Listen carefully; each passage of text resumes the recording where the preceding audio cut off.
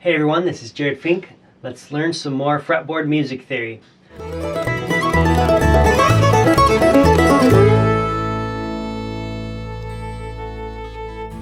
There's two terms that go around when you're talking about scales. You'll hear the term diatonic scale and you'll hear the term chromatic scale.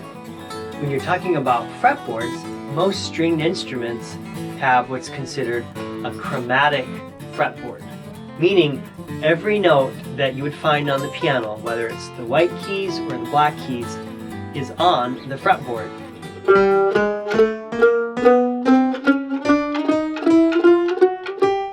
There's 12 individual tones in between your octaves. 1, 2, 3, 4, 5, 6, 7, 8, 9, 10, 11, 12. And then your next one is just the same as the first one. So there's 12 individual tones or half tones that would make up a chromatic scale.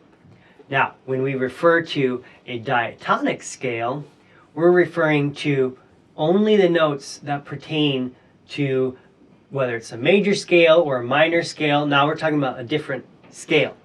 So if we're talking about the major scale, we would play only the diatonic notes in the major scale. So G major, we'd have G, A, B, C, D, E, F sharp, and G. That would be considered the diatonic notes on the fretboard. But it's just good to know that your fretboard actually has the whole chromatic notes.